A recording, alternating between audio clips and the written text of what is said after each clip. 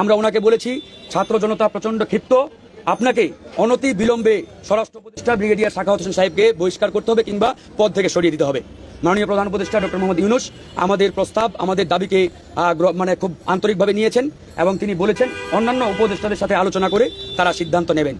আসসালামু আলাইকুম সুপ্রদর্শক, স্বরাষ্ট্র উপদেষ্টা সাখাওয়াত হোসেনের বিরুদ্ধে কঠোর ভাষায় বক্তব্য দিয়েছেন গণ অধিকার পরিষদের অন্যতম নেতা ফারুক হাসান। ফারুক হাসান তিনি বাংলাদেশের প্রধানমন্ত্রী, বর্তমান প্রধানমন্ত্রী ডক্টর ইউনূসের সাথে সাক্ষাৎ করেছেন। সাক্ষাৎ শেষে তিনি সাংবাদিকদের সামনে বলেন, ডক্টর ইউনূসকে তারা বলেছেন সাখাওয়াতকে অতি দ্রুত তার পদ থেকে সরিয়ে দিতে, এবং ডক্টর ইউনূস এই বিষয়টি তিনি গুরুত্বের সাথে নিয়েছেন। তিনি বলেছেন, আশ্বাস দিয়েছেন তিনি অন্যদের সাথে কথা বলে এই বিষয়টি দেখবেন। গণ অধিকার পরিষদের নেতা ফারুক হাসান তিনি প্রচুর পরিমাণে ক্ষিপ্ত স্বরাষ্ট্র উপদেষ্টা সাখাওয়াতের বিরুদ্ধে। আমরা শুনে আসবো তার মুখ থেকে বিস্তারিত। অন্তর্বর্তীকালীন সরকার কোনো ধারাবাহিক কিংবা গতানুগতিক কোনো সরকার নয়, এটি একটি বিপ্লবের মাধ্যমে প্রতিষ্ঠিত সরকার কিংবা একটা অভ্যুত্থানের মাধ্যমে সরকার। তো যে বিপ্লবের মাধ্যমে একটি ফ্যাসিবাদী রেজিমকে আমরা হটিয়ে একটি বিপ্লবী সরকার প্রতিষ্ঠা করেছি, এই সরকারের আমলে যদি আবার সেই ফ্যাসিবাদী রেজিমের কোনো কালাকানুন কিংবা কোনো নিয়মকানুন চালু থাকে, তাহলে আমাদের এই বিপ্লবে যারা শহীদ হয়েছেন, রক্ত দিয়েছেন, তাদের এই রক্ত এবং শহীদদের সাথে এক প্রকারের বেইমানি করা হয়, প্রতারণা করা হয়, তাদেরকে অসম্মান করা হয়। তো আমরা বলেছি ওই ফ্যাসিবাদের আমলে যত সিদ্ধান্ত নেওয়া হয়েছে, যত নিয়ম কানুন, যত কালাকানুন রয়েছে, এগুলো অবশ্যই বাতিল করতে হবে। সেই জায়গা থেকে 15ই আগস্ট জাতীয় বা যে শোক দিবস, এটি আসলে বাংলাদেশের আপামর জনগণের মতামতের প্রতিফলন এখানে ঘটে নাই, কিংবা জনগণের মতামত নিয়ে এই জাতীয় শোক দিবস ঘোষণা করা হয় নাই।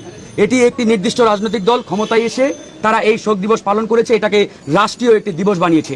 16ই ডিসেম্বর, 21শে ফেব্রুয়ারি যেমন আমাদের জনগণের একটি দিবস, জাতীয় দিবস, ঠিক সেভাবে 15ই আগস্ট কিন্তু আমাদের হয় নাই। তো সেই জায়গা থেকে আমরা স্পষ্ট করে বলেছি 15ই আগস্ট শোক দিবস পালন করার কোনো সুযোগ নেই, এটি অবশ্যই বাতিল করতে হবে। অন্যান্য রাজনৈতিক দলগুলো একই মতামত দিয়েছে। আরেকটি বিষয়ে আমরা স্পষ্ট প্রধান উপদেষ্টা ডক্টর মোহাম্মদ ইউনূস স্যারকে জানিয়েছি যে স্বরাষ্ট্র উপদেষ্টা ব্রিগেডিয়ার সাখাওয়াত হোসেন সাহেব, উনাকে ছাত্র জনতার অভ্যুত্থানের মাধ্যমে ছাত্র জনতাই এই চেয়ারে বসিয়েছে, কিন্তু উনি এই চেয়ারে বসে আবার যদি সেই ফ্যাসিবাদী রেজিমকে রাজনীতিকরণ কিংবা রাজনীতিতে পূর্ণ প্রতিষ্ঠা করতে চাই, এটি এদেশের জনগণ এবং ছাত্র জনতা মেনে নেবে না। আমরা ওনাকে বলেছি ছাত্র জনতা প্রচন্ড ক্ষিপ্ত, আপনাকে অনতি বিলম্বে স্বরাষ্ট্র উপদেষ্টা ব্রিগেডিয়ার সাখাওয়াত হোসেন সাহেবকে বহিষ্কার করতে হবে কিংবা পদ থেকে সরিয়ে দিতে হবে। মাননীয় প্রধান উপদেষ্টা ডক্টর মোহাম্মদ ইউনূস আমাদের প্রস্তাব, আমাদের দাবিকে খুব আন্তরিকভাবে নিয়েছেন এবং তিনি বলেছেন অন্যান্য উপদেষ্টাদের সাথে আলোচনা করে তারা সিদ্ধান্ত নেবেন।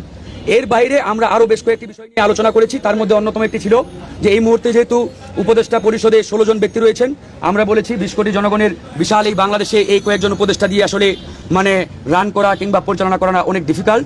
তো আমরা বলেছি মাননীয় উপদেষ্টা, আপনি 3টি মন্ত্রণালয় দেখে বাকি মন্ত্রণালয়গুলোতে ফ্যাসিবাদ বিরোধী আন্দোলনে যে রাজনৈতিক দলগুলো সক্রিয় ছিলেন, সেই দলগুলোর প্রতিনিধিদের মাধ্যমে বাকি মন্ত্রণালয়গুলো আপনারা পূরণ করে অন্তর্বর্তীকালীন যে সময়টি রয়েছে, এই সময়টি আপনারা সুন্দরভাবে পরিচালনা করেন এবং এই জঞ্জালগুলোকে আপনারা দূর করেন। এই বিষয়ে মোটামুটি আমরা আলোচনা করেছি এবং আমরা স্পষ্ট করে বলেছি, আবারও বলছি, ব্রিগেডিয়ার সাহেবকে অবশ্যই তার পদ থেকে সরিয়ে দিতে হবে। কারণ যে ফ্যাসিবাদী রেজিমের বিরুদ্ধে লড়াই করতে গিয়ে হাজার হাজার ছাত্র জনতা জীবন দিয়েছে, রক্ত দিয়েছে, আমরা রক্ত ঝরিয়েছি রাজপথে, আবার যদি এই ফ্যাসিবাদী রেজিমকে রাজনীতির ময়দানে পূর্ণ প্রতিষ্ঠা করতে চাই, আমরা এটি মেনে নেব না এবং এটা এই বাংলার জমিনে আমরা হতেও দেব না। সুতরাং আমাদের পরিষ্কার স্টেটমেন্ট, এই ব্রিগেডিয়ার সাখাওয়াত সাহেবকে অবশ্যই তার পদ থেকে সরিয়ে এখানে একজন যোগ্য দেশপ্রেমিক নাগরিককে এই চেয়ারে বসাতে হবে। সুপ্রিয় দর্শক, গণ অধিকার পরিষদের নেতা ফারুক হাসানের এই বক্তব্যটি কতটুকু যুক্তিসঙ্গত বলে আপনাদের মনে হয়, অবশ্যই আপনাদের মূল্যবান মন্তব্য কমেন্ট বক্সে জানাবেন। সবসময় সত্য নির্ভেজাল তথ্য পেতে স্বাধীন বাংলা ইউটিউব চ্যানেলটি সাবস্ক্রাইব করে আমাদের সাথে থাকুন। আসসালামু আলাইকুম রহমতুল্লাহি ওয়া বারাকাতুহু।